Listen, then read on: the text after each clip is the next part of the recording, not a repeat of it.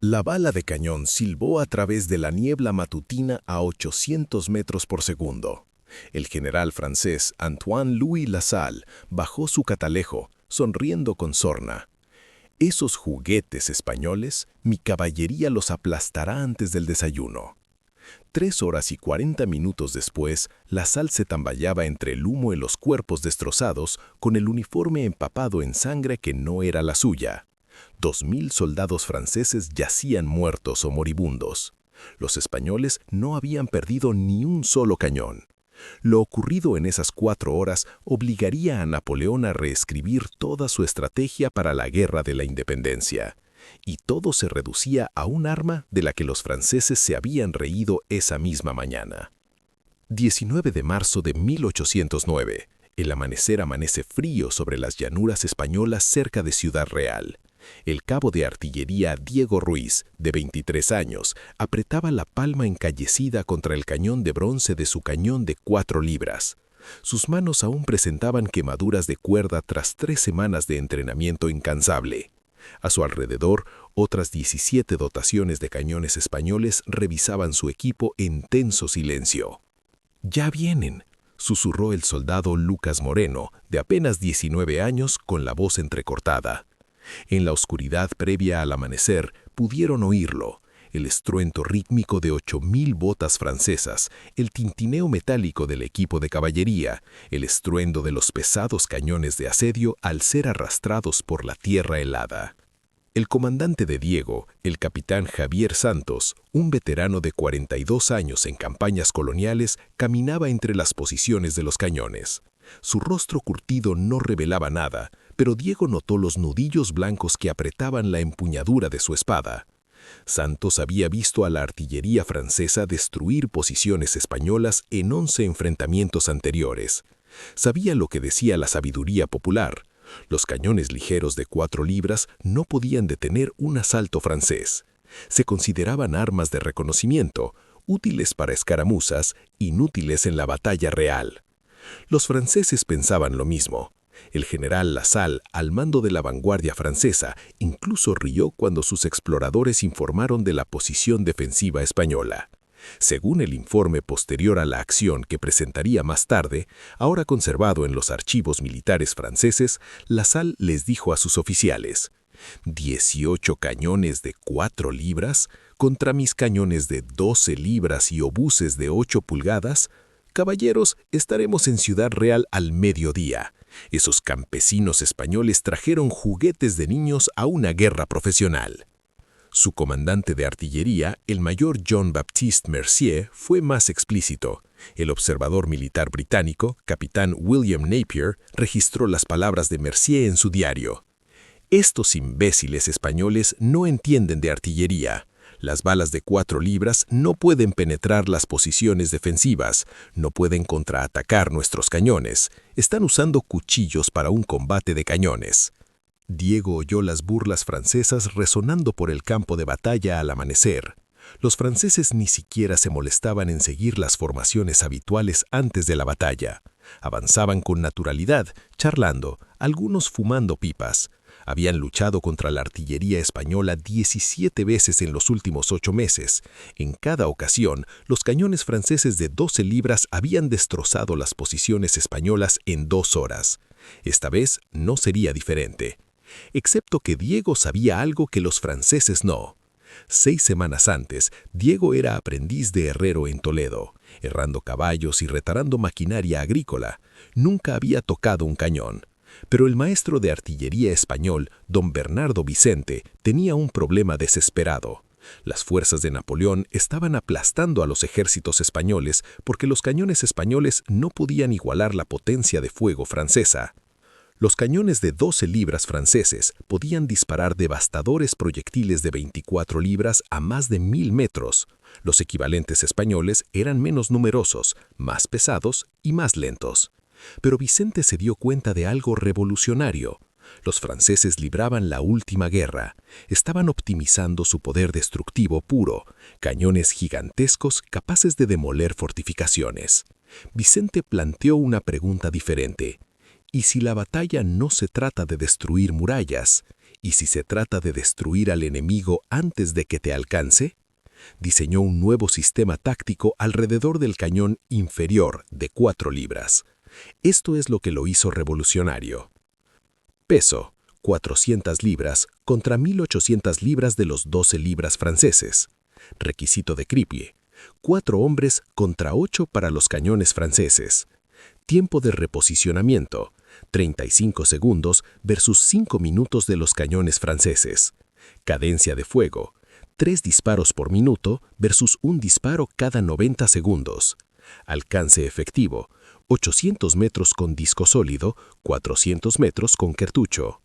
Los cálculos eran brutales. Mientras que un cañón francés de 12 libras disparaba un tiro devastador cada 90 segundos desde una posición fija, la tripulación de un cañón español de 4 libras podía disparar 4 tiros por minuto y reposicionar todo el cañón en 35 segundos. La doctrina tradicional de la artillería decía: colocad vuestros cañones, luchad, el fuego más potente gana. La doctrina de Vicente decía: convertir la artillería en caballería móvil, disparar desde ángulos inesperados, desaparecer antes de que llegue el contraataque, abrumar al enemigo con volumen e impredecibilidad, no con la potencia de cada disparo. Pero la doctrina solo importa si los soldados pueden ejecutarla. Diego falló sus primeros 23 intentos en el ejercicio de reposicionamiento de 35 segundos. El cañón de 2 kilos, aunque más ligero que los cañones de asedio, seguía pesando tanto como 2 hombres adultos. Moverlo requería una sincronización perfecta: 4 tripulantes enganchando las cuerdas de arrastre, levantando la pista, girando sobre las ruedas, corriendo a la nueva posición, desenganchándolo, reapuntando y disparando. Si una persona no estaba sincronizada, toda la secuencia se vino abajo. Su tripulación dejó caer el cañón 6 veces. En una ocasión, el cañón impactó al soldado Lucas en la espinilla, fracturándosela. Lucas se negó a recibir el alta médica. «No voy a dejar que hagan esto sin mí, idiotas», gruñó con los dientes apretados, con la pierna envuelta en vendajes toscos. El capitán Santos los entrenaba 16 horas al día. Cargar, disparar, reposicionar, recargar, una y otra vez. Una y otra vez. Las manos de Diego sangraban por la fricción de las cuerdas. Sus hombros le rechinaban. Sentía la espalda a punto de romperse. El día 19 algo cambió. Ya no pensaban. Las manos de Diego se movieron a la secuencia de carga antes de que su cerebro registrara la orden de Santos. Lucas anticipó la dirección del pivote con el movimiento ocular del capitán. El veterano artillero, el sargento Rafael Torres, de 47 años y brazos como cables de hierro, levantó la cuerda en el mismo microsegundo en que Diego y Lucas aseguraron las cuerdas. Completaron la secuencia completa en 33 segundos. Santos asintió una vez, otra vez. Para el día 26, su récord era de 28 segundos. Pudieron mantener 3 disparos por minuto durante 20 minutos consecutivos sin perder precisión. Pero la velocidad no significaba nada sin precisión. Aquí es donde la segunda innovación de Vicente lo cambió todo. La artillería francesa utilizaba técnicas de elevación estándar, ajustar el ángulo del cañón con cuñas y medir con cuadrantes rudimentarios. Era un proceso lento e impreciso.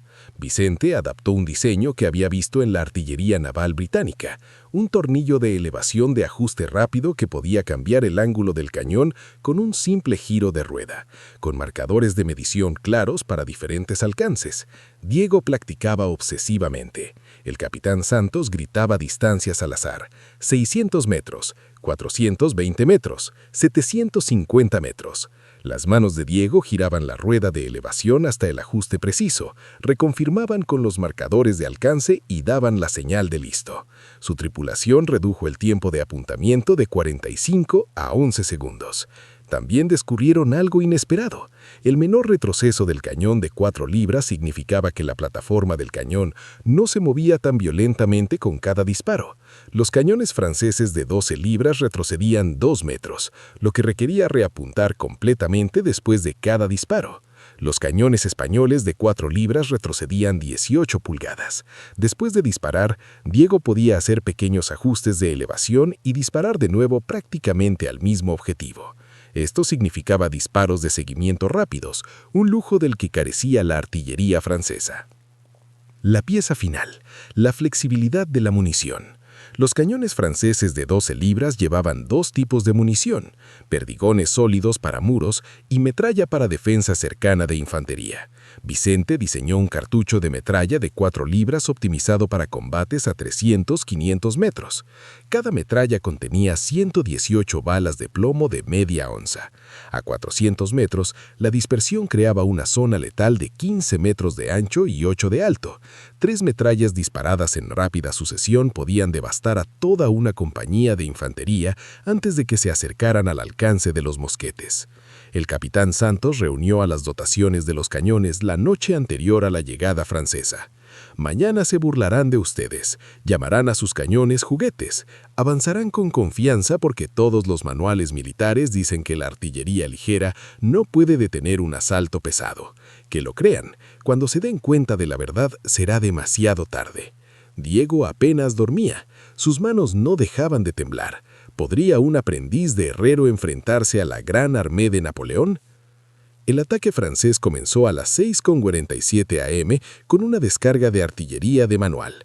8 cañones franceses de 12 libras abrieron fuego simultáneamente desde 1.200 metros, apuntando a las posiciones de artillería españolas.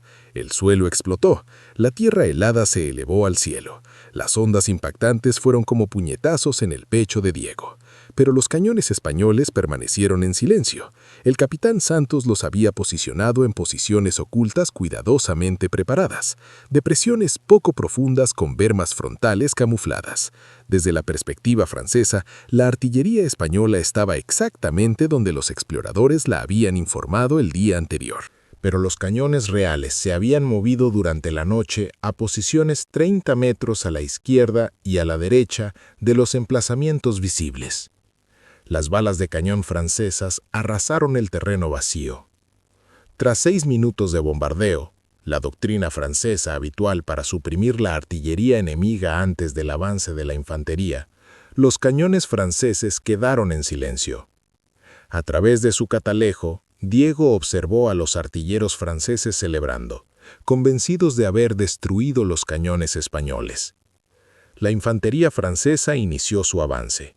4.000 soldados en 3 columnas de formación marchando a paso regular. Tras ellos, 1.200 jinetes esperaban para aprovechar cualquier avance. Los cañones franceses de 12 libras comenzaron a reposicionarse para apoyar el avance de la infantería. Un proceso laborioso que requería yuntas de caballos e intervalos de 10 minutos. A 800 metros de distancia, los franceses estaban muy fuera del alcance de los mosquetes españoles y aún fuera del alcance efectivo de los metralladores. La infantería no mostró ninguna preocupación. Ya lo habían hecho 17 veces contra las fuerzas españolas. El capitán Santos levantó la mano. 18 cañones españoles de 4 libras salieron de sus escondites simultáneamente. En 11 segundos, los artilleros los posicionaron, apuntaron y cargaron con munición sólida. La mano de Santos cayó. 18 cañones dispararon al unísono. El sonido fue un solo trueno. A 800 metros, un proyectil sólido de 2 kilos no tiene el impacto devastador de uno de 4 kilos, pero 18 impactos simultáneos en una densa formación crean caos. Las balas de hierro no explotaron, sino que rebotaron, atravesando filas de soldados a una velocidad demoledora. 23 soldados franceses cayeron en esa primera descarga. No fue devastador para los estándares de la artillería, pero lo que sucedió después nunca se había visto antes en la guerra europea. Antes de que los oficiales franceses pudieran registrar lo sucedido, los cañones españoles ya estaban recargando. Los cañones, más ligeros y de 2 kilos, se enfriaban más rápido que los cañones pesados. Las cargas de pólvora eran más pequeñas, lo que significaba una embestida más rápida.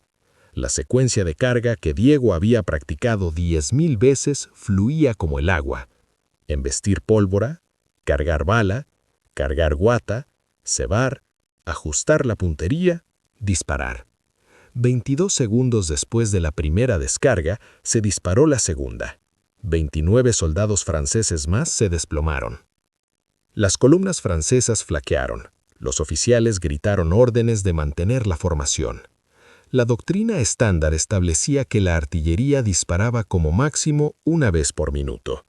Se podía sobrevivir a una descarga y seguir avanzando, pero 22 segundos después llegó la tercera, y 19 segundos después, la cuarta.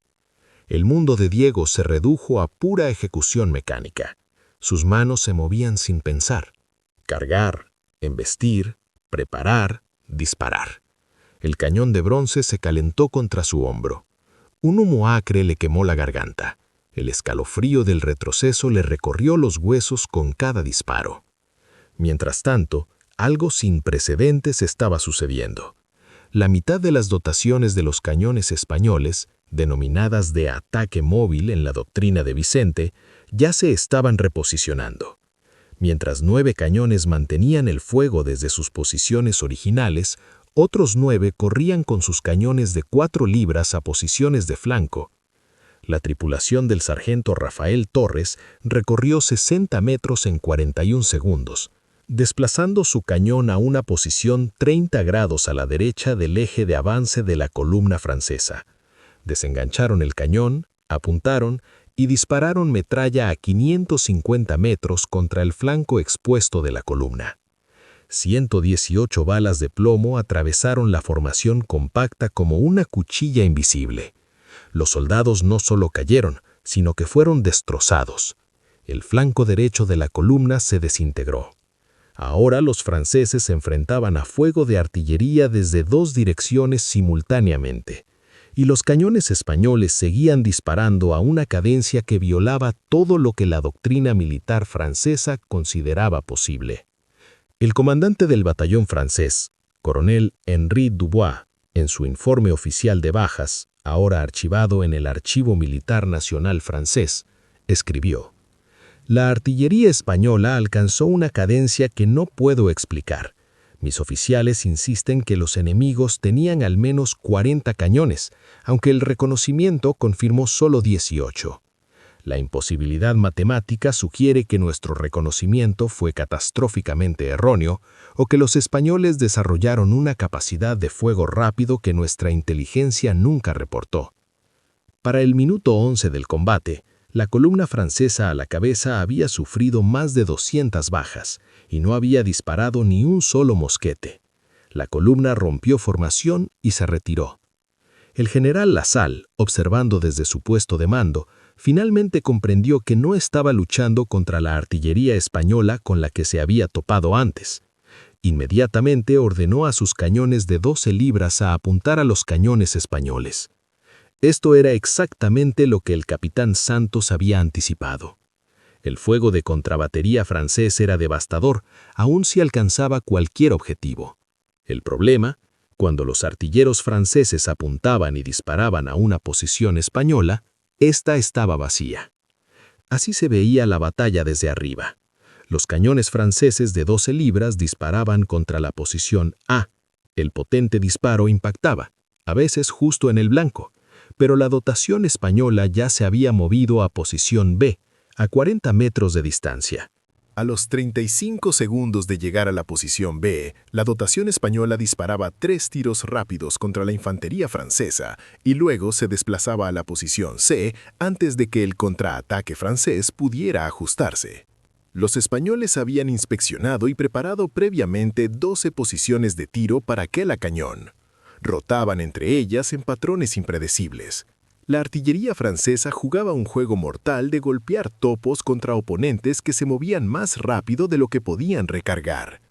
Mientras tanto, los cañones españoles mantenían un fuego incesante contra la infantería francesa.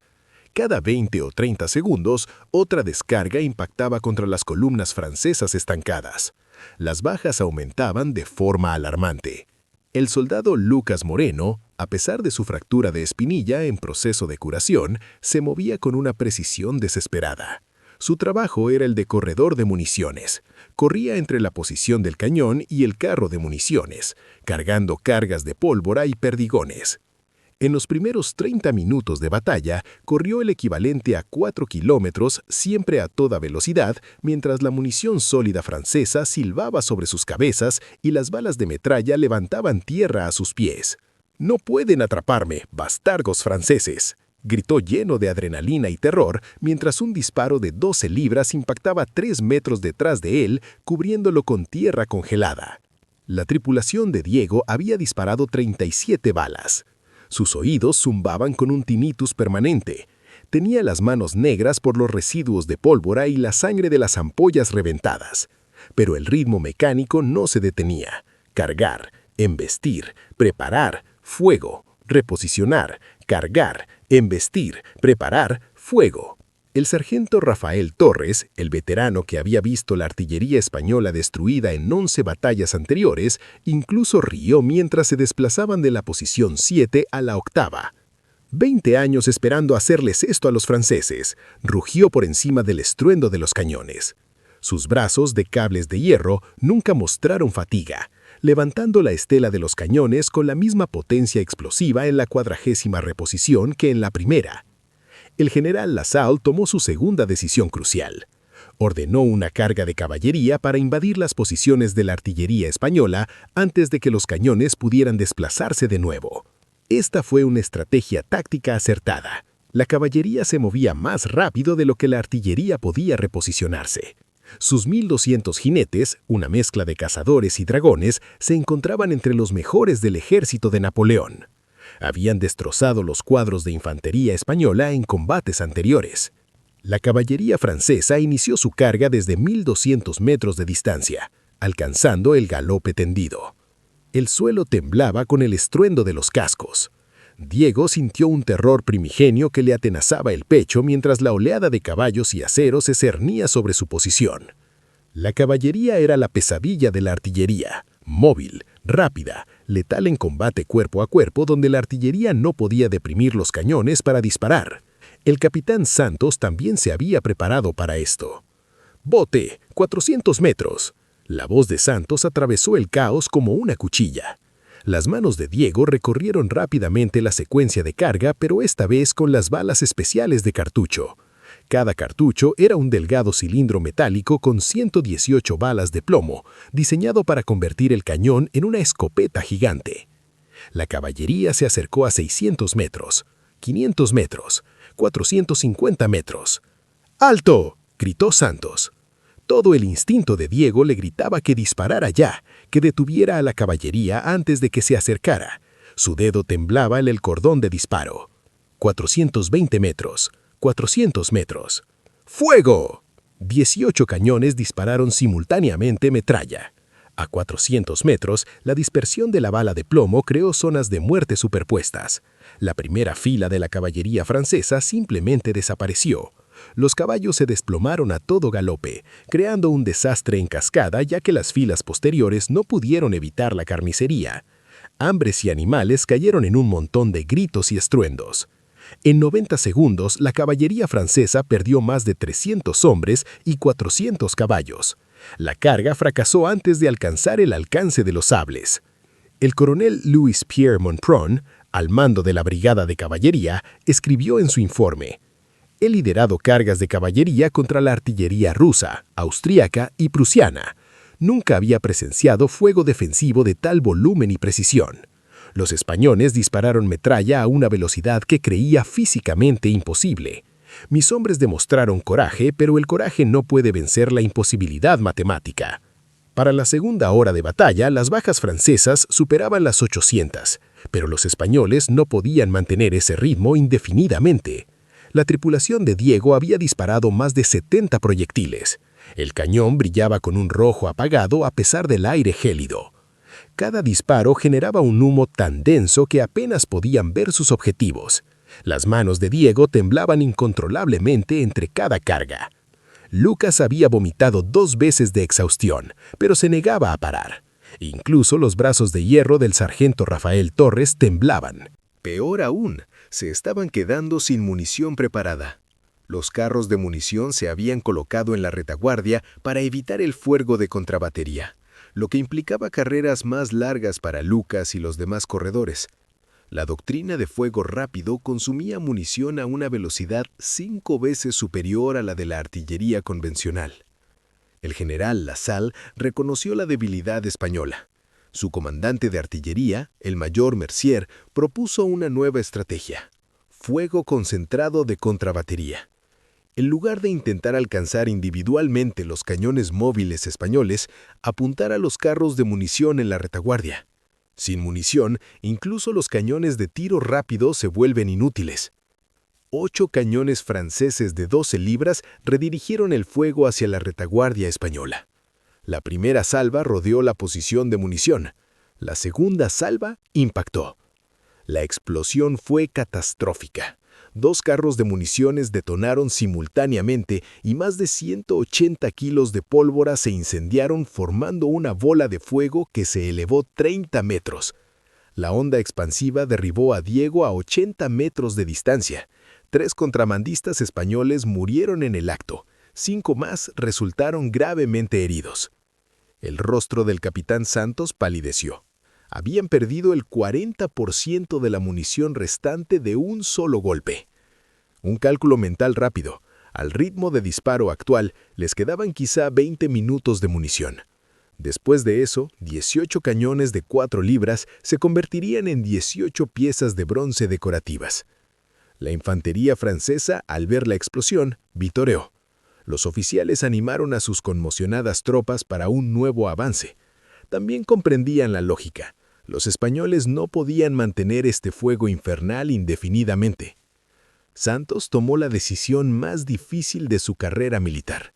Ordenó a 9 dotaciones de cañones, la mitad de su artillería, que cesaran el fuego y se replegaran a posiciones de reserva.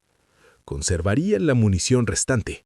Las otras 9 dotaciones, incluida la de Diego, mantendrían el fuego el mayor tiempo posible y luego se retirarían a través de la línea de reserva. Diego comprendió lo que esto significaba. A su tripulación se le pedía que mantuviera la posición y siguiera disparando mientras la munición escaseaba, atrayendo la atención francesa para que la mitad de la artillería española pudiera sobrevivir. Era una jugada de sacrificio táctico. «Nos ofrecimos voluntarios para esto», dijo el sargento Torres en voz baja, interpretando la expresión de Diego. Todos aquí sabían que esto era posible. Lucas, cubierto de quemaduras de pólvora y vómito, simplemente asintió y corrió a buscar más munición.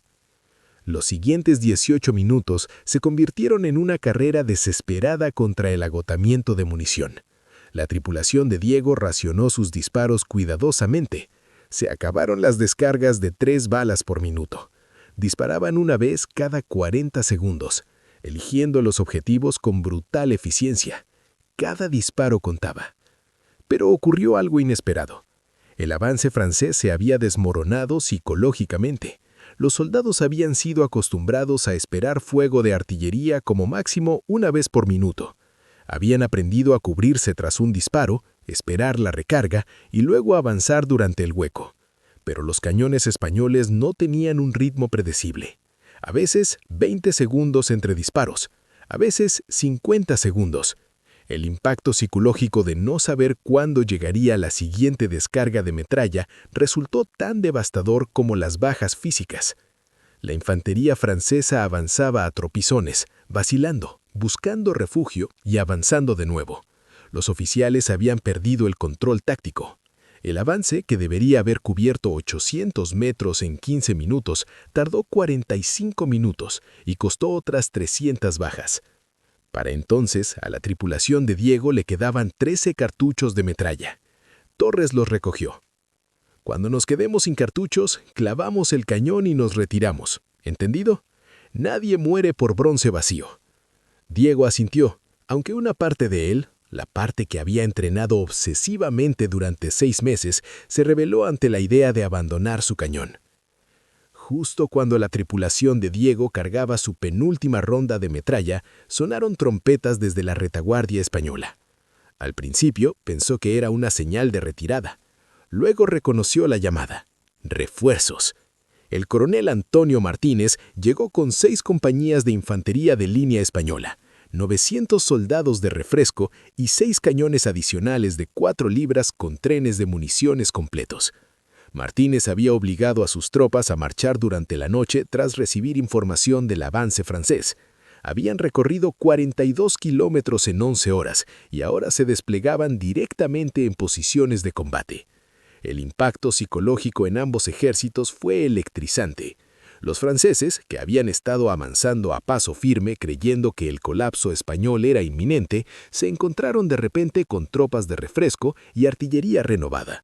Las tripulaciones españolas, que habían estado calculando cuántos minutos faltaban para que se agotara la munición, observaban cómo avanzaban los carros de munición con el bendito reabastecimiento. El general Lasalle se enfrentó a una difícil decisión. Había comprometido 8.000 soldados en este combate, esperando una victoria fácil. Había sufrido más de 1.200 bajas contra una fuerza que acababa de ser reforzada a un número prácticamente igual.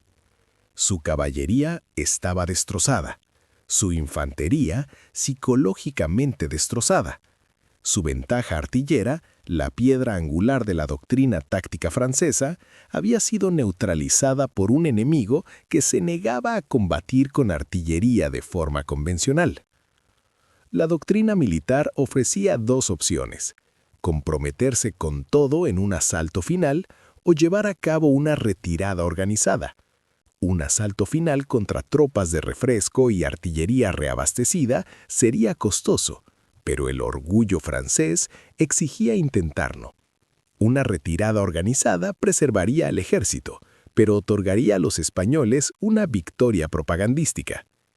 Lasalle optó por el asalto final.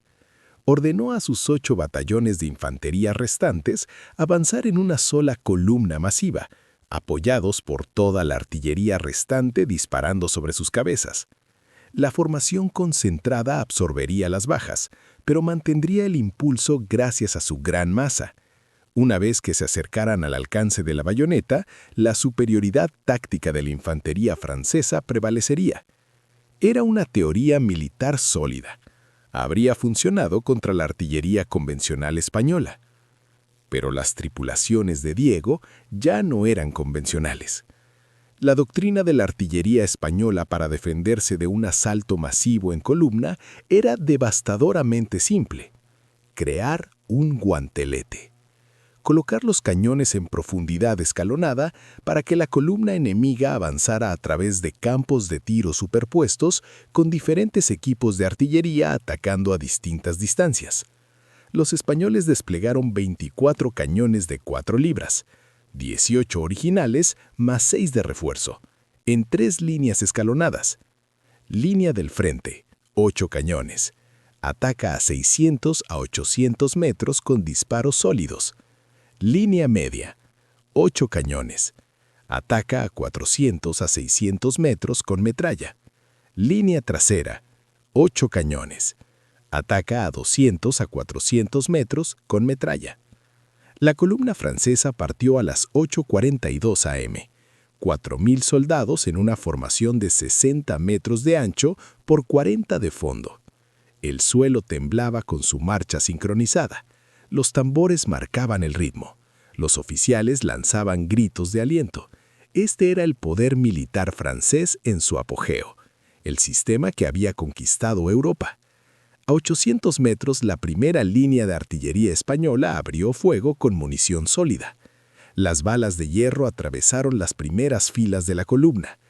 Sin embargo, la munición sólida contra formaciones apiñadas tiene un efecto limitado. Cada bala puede matar a 3 o 4 hombres, pero la formación absorbe las bajas y continúa. 22 segundos después, la segunda descarga. Luego la tercera, la cuarta. Los artilleros españoles mantuvieron su disciplina de fuego rápido, disparando proyectiles sólidos contra la columna a una velocidad nunca vista por los franceses. Para cuando la columna francesa alcanzó los 600 metros, la línea frontal había disparado 19 descargas, más de 200 bajas. Las primeras filas de la columna parecían desorganizadas, pero 3.800 soldados seguían avanzando. Luego, la línea central de cañones abrió fuego con metralla a 580 metros. Si un perdigón sólido era una bola de fusil, la metralla era una ráfaga de escopeta con esteroides. Cada metralla de 2 kilos esparcía 118 bolas de plomo en un cono de 15 metros de ancho. 8 cañones disparando simultáneamente creaban zonas de muerte superpuestas a lo largo de toda la columna de 60 metros de ancho. No había dónde esconderse, ni forma de esquivar. Las balas de plomo destrozaban todo a su paso. El frente de la columna se desintegró. Los hombres cayeron a montones. El avance flaqueó. Los oficiales gritaban a las tropas que mantuvieran la formación, que pasaran por encima de los caídos, que siguieran avanzando. Y los soldados lo intentaron. Eran veteranos de Napoleón, hombres que habían luchado por toda Europa. Pero el coraje humano tiene límites cuando las balas de plomo atraviesan la carne a intervalos de 3 segundos, porque esa era la necesariedad que ahora enfrentaban los franceses. La línea central de cañones mantenía rápidas descargas de metralla. Cada 20 o 25 segundos, otra oleada de muerte. La columna no podía avanzar más rápido que los españoles podían recargar. A 450 metros, la retaguardia española se unió al combate. 16 cañones disparaban metrallas simultáneamente a intervalos escalonados. El resultado matemático fue catastrófico. Una nueva descarga de metralla impactaba en la formación francesa cada 11 segundos de media. Diego cargó y disparó hasta que sus movimientos se volvieron pura automatización. Su cerebro había dejado de procesar acciones individuales. Existía en un estado de fuga mecánica.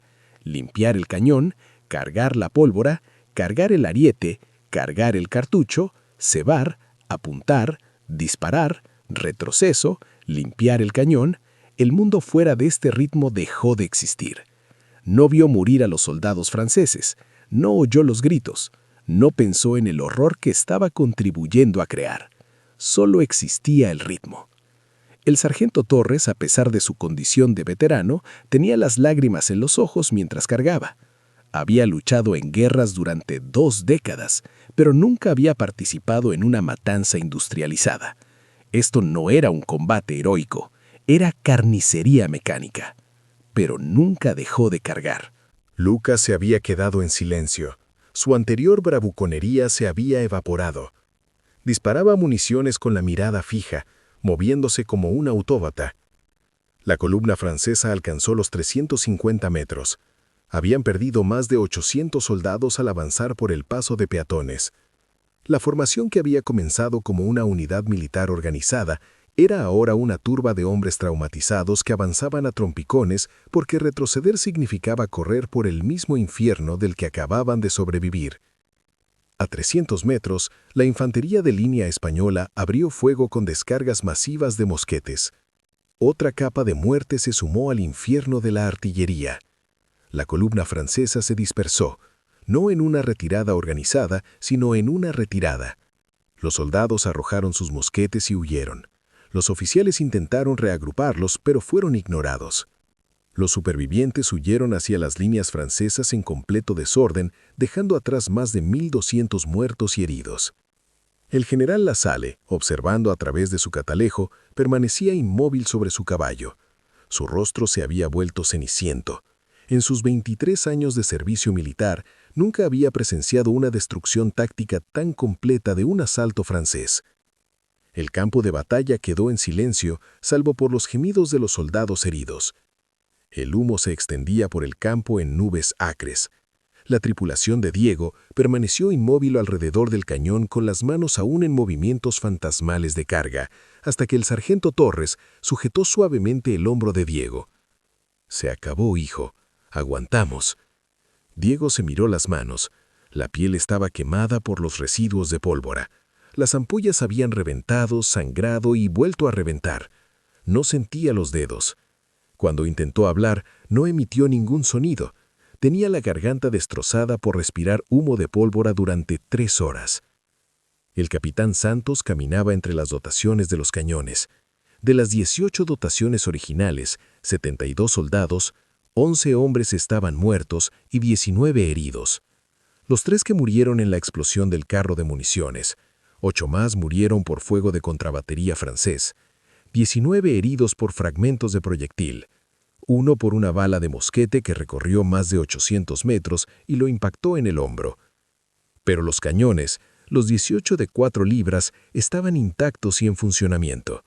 Habían disparado un total combinado de más de 2000 balas en menos de 4 horas.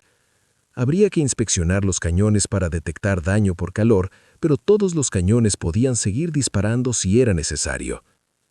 Las bajas francesas fueron catastróficas. De los 8000 soldados comprometidos en la batalla, los registros oficiales franceses documentaron 2247 bajas, 783 muertos, 1209 heridos y 255 desaparecidos, presumiblemente muertos en la confusión. La caballería había perdido 411 hombres y más de 600 caballos. 3 comandantes de batallón franceses murieron y 8 comandantes de compañía resultaron muertos o gravemente heridos. Pero las cifras no reflejan la devastación psicológica. Los soldados franceses que sobrevivieron la batalla fueron tratados por su propio personal médico por lo que hoy llamaríamos trauma de combate. Los registros del capellán de la compañía describen a soldados incapaces de dormir, sobresaltados ante ruidos repentinos y negándose a hablar de la batalla. Un sargento fue encontrado cargando y descargando repetidamente su mosquete en su tienda a las 3 de la madrugada, atrapado en un bucle mecánico similar al estado de fuga de batalla de Diego. El general Lasalle presentó su informe oficial el 21 de marzo, 2 días después de la batalla. El documento, conservado en el Archivo Militar Nacional francés en París, destaca por su honestidad. Debo informar de una derrota sin precedentes en mi experiencia. La artillería española demostró capacidades que nuestros servicios de inteligencia nunca documentaron. Su cadencia de fuego superaba la nuestra en proporciones que estimo de 4-1. Su movilidad táctica hizo que nuestro fuego de contrabatería fuera prácticamente ineficaz. Cuando avanzamos con la infantería, sus cañones se movieron a posiciones que enfilaban nuestras columnas. Cuando cargamos con la caballería, mantuvieron una disciplina de tiro que destruyó nuestro impulso. No puedo criticar el coraje de mis soldados. Avanzaron bajo un fuego que violaba toda la doctrina artillera aceptada. Los españoles han desarrollado un sistema táctico que neutraliza nuestras ventajas tradicionales en artillería pesada y asaltos masivos de infantería. Recomiendo la investigación inmediata de las innovaciones de artillería española y la revisión de nuestra doctrina táctica para operaciones peninsulares. Continuar combatiendo a las fuerzas españolas, equipadas con estas armas utilizando nuestros métodos actuales, resultará en bajas catastróficas. Napoleón leyó personalmente el informe de Lasalle. Según correspondencia entre Napoleón y su comandante en la Guerra de la Independencia, el mariscal Jean de Dios Soult, el emperador inicialmente desestimó el informe, considerándolo una exageración o una excusa para liderazgo incompetente. Pero cuando 3 enfrentamientos franceses más contra la artillería ligera española resultaron en bajas similares, Napoleón ordenó una revisión completa de inteligencia sobre la capacidad de artillería española. Ingenieros militares franceses capturaron un cañón español de 4 libras en una batalla posterior y realizaron un análisis detallado. Su informe, también conservado en archivos, confirmó las innovaciones: el mecanismo de elevación de ajuste rápido, la construcción ligera que permitía un desplazamiento rápido y el diseño optimizado del cartucho de metralla. El informe concluía: los ingenieros de artillería españoles han creado un sistema táctico optimizado para la guerra móvil contra formaciones de infantería. Nuestra doctrina de artillería pesada, diseñada para la guerra de asedio y la superioridad de contrabatería, es poco adecuada para contrarrestar estas tácticas. Napoleón nunca resolvió por completo el problema de la artillería española. En la Guerra de la Independencia, cambió su estrategia hacia operaciones antiguerrilleras y el control de las líneas de suministro, en lugar de buscar victorias decisivas en el campo de batalla. Los historiadores debaten si las innovaciones en la artillería española contribuyeron a la eventual retirada francesa de España, pero su impacto táctico fue innegable. Diego regresó a su puesto de tiro a la mañana siguiente. Tenía las manos vendadas, aún le zumbaban los oídos y sentía la garganta como si se hubiera tragado vidrio molido, pero necesitaba ver el campo de batalla a la luz del día. La carnicería fue peor de lo que había imaginado. Los muertos franceses yacían en montones irregulares, donde las ráfagas de metralla habían alcanzado las formaciones. Los heridos habían sido evacuados por ambos bandos durante la tregua informal de la noche, pero el equipo seguía disperso. Mosquetes, mochilas, ruedas destrozadas de la artillería francesa y un estandarte de caballería completamente destruido. Encontró al capitán Santos de pie en el lugar donde habían explotado los carros de municiones. 3 cruces de madera marcaban el lugar donde habían muerto los soldados españoles. Santos lloraba en silencio. Las lágrimas se abrían paso entre los restos de pólvora que aún le cubrían el rostro. Rodríguez tenía 19 años, dijo Santos en voz baja. Se unió porque la granja de su familia fracasó y el ejército le pagaba más que nada. Ahorraba su sueldo para traer a su madre a vivir con él. Nunca disparó un tiro. Solo traficaba municiones hasta que un proyectil francés lo encontró. Diego se quedó sin palabras. ¿Qué opinas de la muerte a escala industrial? ¿Cómo procesas participar en la matanza de más de 2000 seres humanos en una mañana? ¿Hicimos lo correcto?, preguntó Diego, con la voz apenas un susurro. Santos lo miró. Los franceses invadieron nuestro país, quemaron pueblos, ejecutaron civiles. Querían conquistar España como conquistaron Austria, Prusia e Italia. Nosotros no empezamos esta guerra, pero encontramos la manera de sobrevivir. ¿Está bien matarlos? No lo sé. Pero dejar que nos maten sin contraatacar, eso tampoco está bien. Diego asintió lentamente. No fue una respuesta satisfactoria, pero quizá no había respuestas satisfactorias en la guerra. El soldado Lucas los encontró 1 hora después. Su fractura de espinia había empeorado durante la batalla. Apenas podía caminar, pero se arrastró hasta la posición del cañón porque no soportaba estar lejos de su tripulación. «El médico me dice que me van a mandar a casa», dijo Lucas. «La pierna no sanará bien si sigo usándola». Aparecía devastado, como si la baja médica fuera un castigo en lugar de una salvación. El sargento Torres apareció detrás de él. «Luchaste como un veterano, muchacho. Te fracturaste la pierna y disparaste 100 municiones. Tu familia sabrá cómo salvaste esta posición». Lucas intentó sonreír, pero terminó llorando.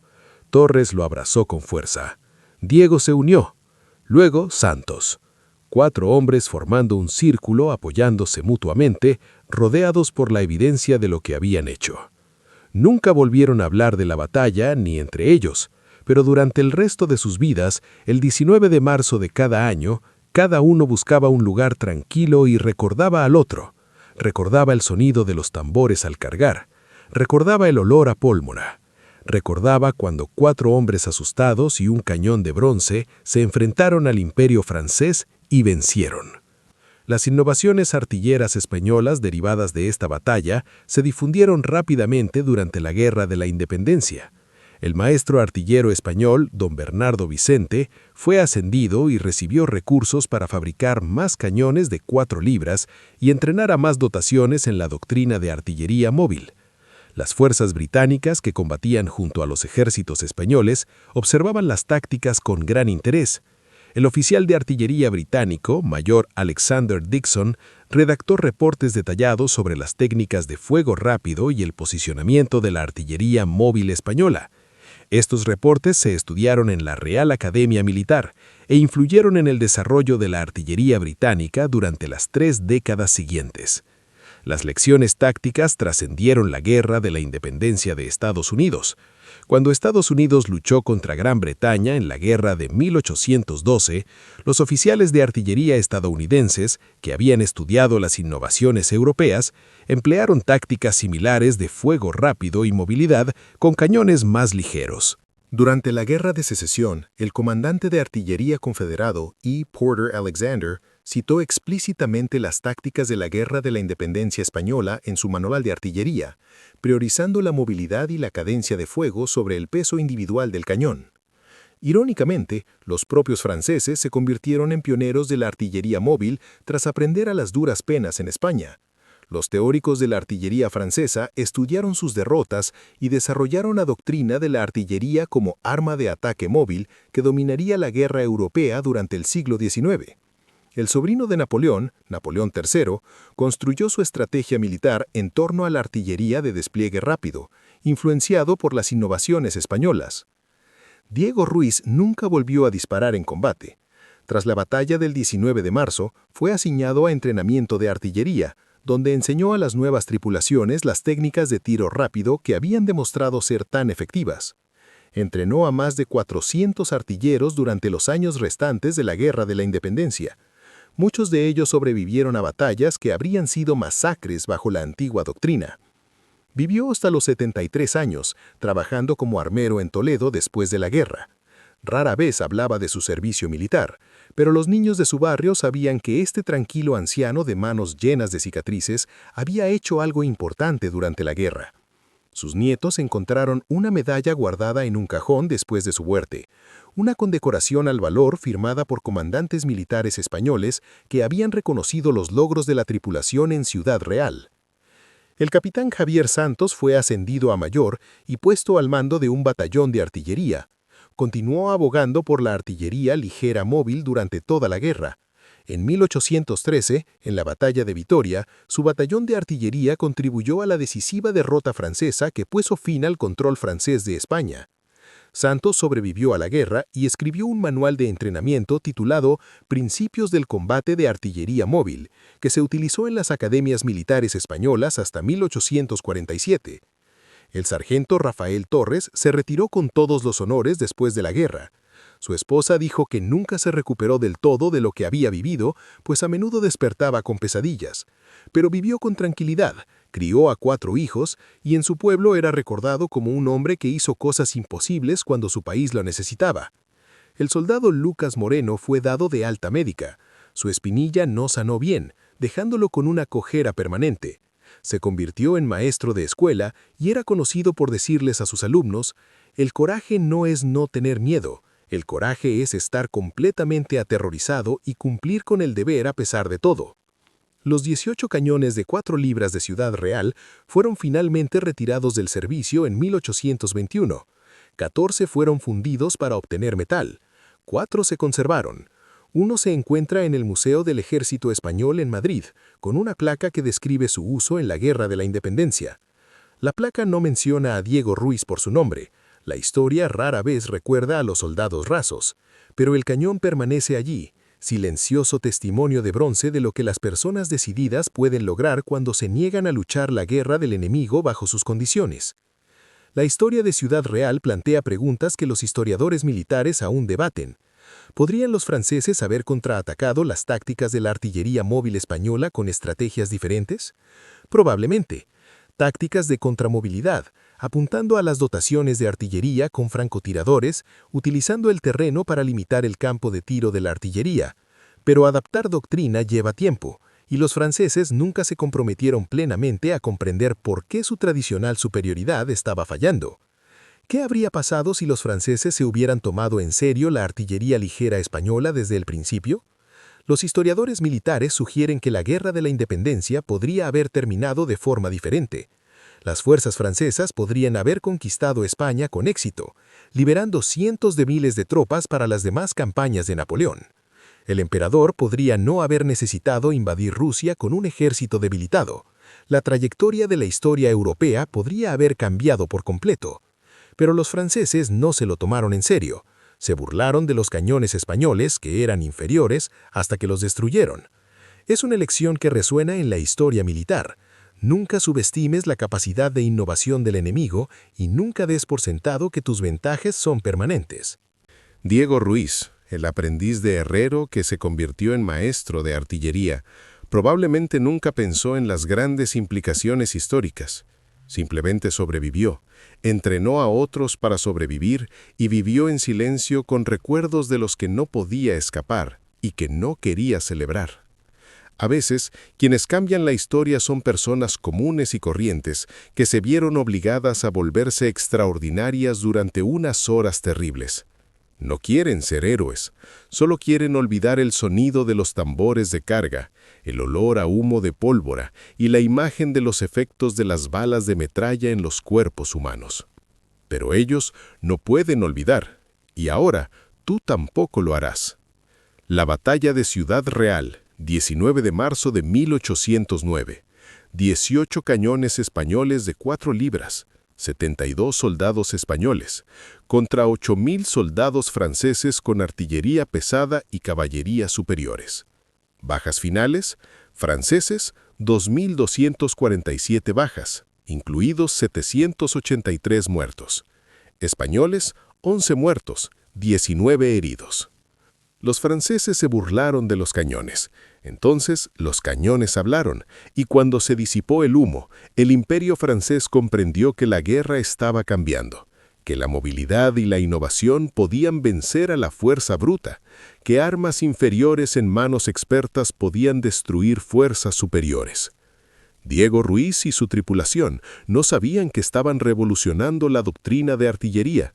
Solo sabían que tenían órdenes, entrenamiento y una necesidad desesperada para sobrevivir. A veces eso basta para cambiar el mundo. Sus nombres, Diego Ruiz, Lucas Moreno, Rafael Torres, Javier Santos y 68 más, no aparecen en la mayoría de los libros de historia, pero sí en los archivos militares franceses, documentados a regañadientes por enemigos que no podían creer lo que les había sucedido.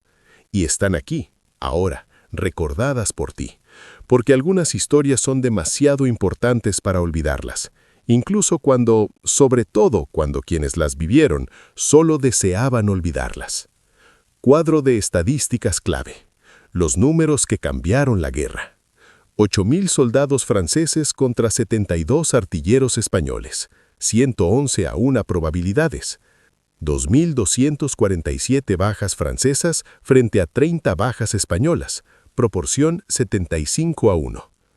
3 rondas por minuto, español, versus 0.66 disparos por minuto, francés, igual a velocidad de disparo 450% más rápida. Tiempo de reposicionamiento de 35 segundos, español, versus tiempo de reposición de 5 minutos, francés, igual a movilidad un 850% más rápida. Más de 2.000 disparos en 4 horas por la artillería española. Primera derrota francesa en 47 enfrentamientos consecutivos en la Guerra de la Independencia. Tácticas españolas estudiadas en academias militares durante más de 50 años. Admisión del general Lasalle, informe oficial, 21 de marzo de 1809. La artillería española demostró capacidades que nuestros servicios de inteligencia nunca documentaron. Su cadencia de fuego superaba la nuestra en una proporción que estimo de 4 a 1. Respuesta de Napoleón. Correspondencia al mariscal Soult. Si estos informes son exactos, nos enfrentamos a un adversario que ha resuelto problemas que nuestros propios ingenieros de artillería no han abordado. Diego Ruiz, Lucas Moreno, Rafael Torres, Javier Santos, 4 nombres que la historia olvidó. 4 hombres que se enfrentaron al ejército de Napoleón y ganaron. 4 personas comunes que se volvieron extraordinarias cuando su país las necesitó. En 5 minutos olvidarás estos nombres. El algoritmo de YouTube decidirá que no vale la pena mostrar esta historia, a menos que hagas 3 cosas ahora mismo. Aplasta el botón Me gusta. Cada me gusta en YouTube le dice que esta historia importa. Estos hombres sangraron durante 4 horas. ¿No puedes tocar la pantalla ni un segundo? Suscríbete y activa la campana. Pasé 47 horas investigando archivos militares franceses para traerles historias que las clases de historia ocultan. Si no se suscriben, nunca verán la continuación de lo que le sucedió al general Lasalle 3 meses después. Pista: el karma es cruel.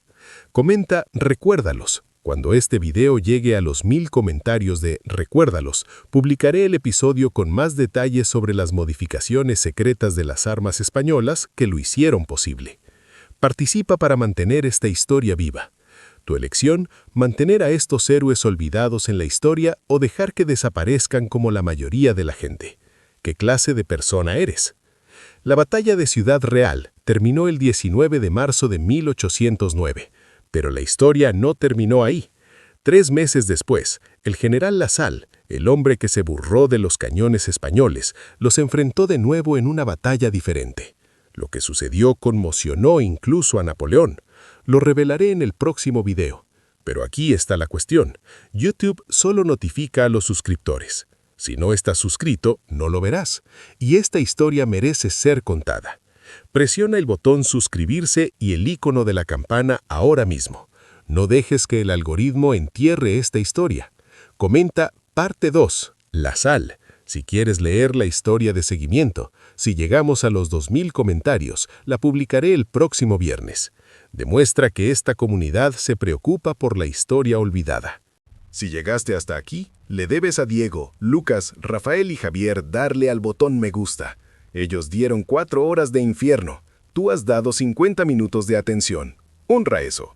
Nos vemos en el próximo video donde revelaremos lo que sucedió cuando LaSalle intentó usar tácticas españolas contra los españoles. Spoiler, no salió como estaba previsto. Hasta entonces, recuerden, la historia no se trata solo de emperadores y generales, se trata de herreros, pastores y adolescentes heridos que se negaron a rendirse ante adversidades insalvables. Recuérdelos. Fuentes históricas. Archivos Militares Nacionales de Francia, París. Informe posterior a la acción del general LaSalle, 21 de marzo de 1809. Referencia del documento GR 21 YC 85. La artillería española en la Guerra de la Independencia, por el coronel Ramón Salas y Cortés. Revista de Historia Militar Española, volumen 34, 1878. Informes de observadores militares británicos, diario personal del capitán William Napier, marzo-abril de 1809, conservado en la Biblioteca Británica, ADD MS 49076. Innovaciones artilleras en las guerras napoleónicas, por el profesor Jean-Pierre Moreau, Departamento de Historia Militar de la Universidad de París, 1993. Registros de siniestros, informes del Cuerpo Médico del Ejército Francés, Campaña Peninsular de 1809, Archivos Nacionales, París. Siguiente video teaser. El regreso del general LaSalle, la batalla de venganza que destruyó el orgullo francés. Tras Ciudad Real, LaSalle envió a Napoleón a estudiar las tácticas de la artillería española y desarrollar contraataques. 3 meses después, LaSalle volvió a enfrentarse a las fuerzas españolas, esta vez preparado. Esta vez confiado, esta vez seguro de su victoria. Trajo 12.000 tropas, tácticas modificadas y una venganza personal contra los artilleros españoles que lo habían humillado. La batalla duró 6 horas. El resultado conmocionó a Europa, y lo que le ocurrió a LaSalle en los minutos finales se convirtió en uno de los momentos más controvertidos de toda la Guerra de la Independencia. Esa historia sale la semana que viene. Suscríbete para no perdértela, porque a veces la venganza no sale como la planeaste.